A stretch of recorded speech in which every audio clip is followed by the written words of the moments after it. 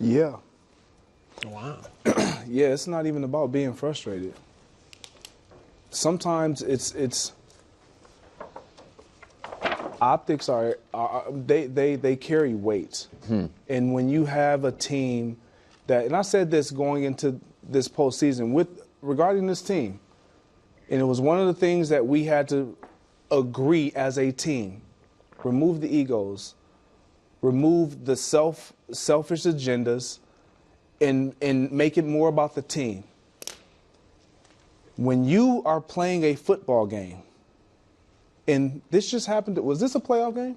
It was. Okay, so this is a playoff game. They were leading the whole time. Leading the whole time. Packers are in the game, though, struggling offensively. And I see one of my best players on the sideline reading a book. A self-help book? Nice. What am I to what? Are you kidding me? What are you doing? Yeah. You're keeping yourself locked in. I find that, and I struggle attacking A.J. Brown in this moment, but I have to call a spade a spade. If I were on that sideline and I'm sitting next to a teammate and he's reading a book and we're playing a playoff game, I got a problem with it. What the? It doesn't even compute. Are we kidding? Are you kidding me right now? Look at Devontae. Devontae is looking like I don't even really want to look at him reading this book right now. The coach, you see the blue pad right there. The coach is standing right there. I mean, what kind of adjustments are you making? In that book, you might need that book. And I'm sure that book has played a huge role in him staying focused and being locked in. Man, look, there's a lot of things that I know and read and I take with me in the game mentally. I'm not going to bring it. I'm not going to bring Punxsutawney Phil on the sideline. Or go into the blue tent. Like that, put the coat on. Put the coat on, cover it up. Let me ask you You're going to sneak a book? If he's done this half of the season, do you, because look, let's show, we got this photo of him doing it at another game. And I agree I hear totally what you say. If that was the first time he's ever done that, then I'm totally with you. Like, what in the world? Right. But if he does this regularly, but I think that Washington game, Jalen Hurts got knocked out there with playing backup quarterback, and they lost. Okay. But if this look, I would rather him reading a self-help book that calms him down mentally as long as he still can perform than to have him on the sideline ranting and raving in Jalen Hurts' face about why I'm not getting the ball. Like, I'm just saying, if he does that, if it helps him, because it's not like he's out there not knowing the plays. His performance is fine. So if this helps him, I got to be honest, I get it. Again, if it's the first time, like, dude, what are you doing? But if he does this regularly and the teammates understand it, he needs his space. He's getting into his mind. I'm good with it. You know what? I would agree with you if it happened all the time. Well, that's what I'm wondering. That's the question. If A.J. Brown in this game or in that game in Week 16 against the Commanders had 12 catches for $175, you think he reading that book? You think he on the sideline trying to get mentally right? Clearly, by the way, does not happen all the time. The Eagles have been on Fox every game this year. They've had the #1 game a half dozen times. It's never been called on the broadcast. And so I'm not saying it's never happened, but the idea that this is just, it's mid-third quarter, book time is not accurate. And this is my frustration. It's not like he's reading, some romance novel. No, but he's reading stuff to get, how mental this thing is. Exactly, and I've never taken a book. So this is where I disagree with you, bro. I don't think he's reading that to get his mind right. I think he is reading that.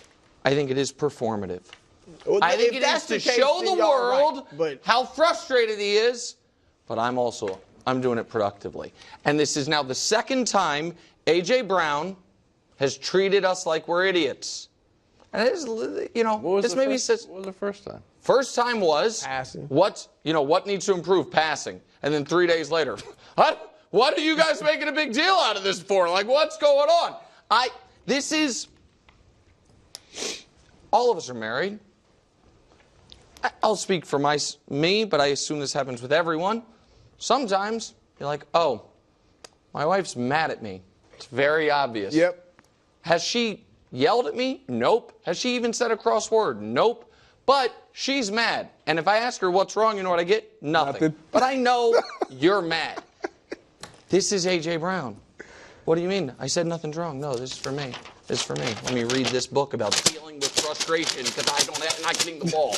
But no, you can't be mad at me. I didn't say anything. And you guys want to talk to me after the game about it? I knew it. You guys always making a big deal out of everything. You guys making a big deal about my book. About my book. I was thinking about bringing my Lego set out there and building something because that sometimes helps me calm. We're not idiots.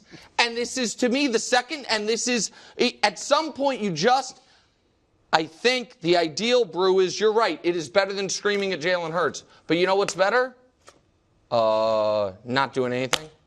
You know what's better? Being a 27-year-old all-pro athlete that in the middle of a playoff game doesn't make the entire world know you're frustrated with how you're being used today. That, to me, is better. And then after the game being like, I don't know what the big deal was. You know what I mean? It was... No, it is fair. And I think that's a great option. I think mine is a good option too. Like, I don't look, I'm sure you play with players that have unorthodox ways of getting themselves ready for games. Absolutely. Or in the look, I get where you guys are coming from. Absolutely, bro. You know when they typically did all that stuff? In the locker room, before the game. You don't bring it to the sideline.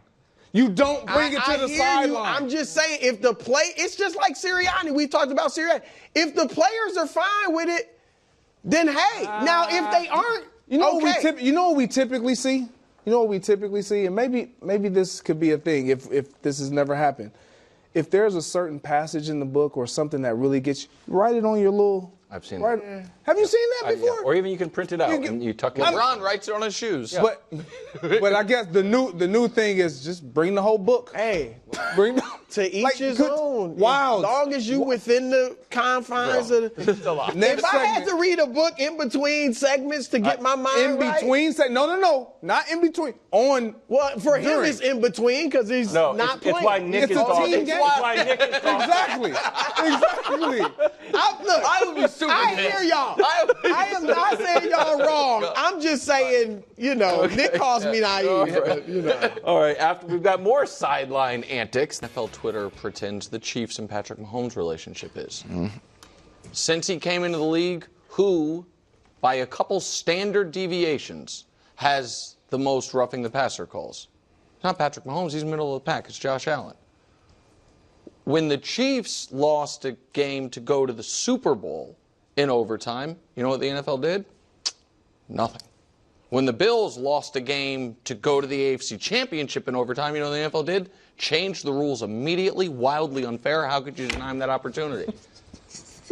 When the Chiefs lost a game, this wasn't even losing a game, because of a blatantly missed pass interference call against Philadelphia, you know what the referee said? Nothing, because they literally never say anything. Even the pool reports will never say anything. When Josh Allen doesn't get a call, so they have to settle for a field goal, you know what the referee does? Comes to the sideline, apologizes, and pats him on the head. Well, don't worry, we'll get him next time. And so I'm just saying, and everyone knows this is true. The guy is like, my bad, I'm so sorry. Universal language for my bad. Yeah, that's not the don't. That's not the don't yell at me. That's the I'm so sorry, we'll get him next time. And if this were Patrick Mahomes. This is true.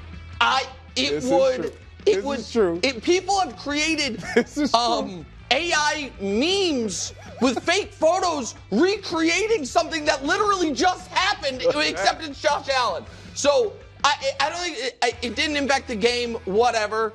But those are the facts on the ground here. Greg, do the referees go over to players often that I just am not aware of? Only when they're reading books. They will come up to you and say I missed a call, or they will tell you whatever transpired. Look, I'll look for it next time if they miss something. But on the bench, it felt like he went deep into the sideline. I've never had a ref or seen a ref come all the way on the bench while I'm sitting on the bench. You don't even stand up. And make it in his intention to, hey, that last call, I'm so sorry.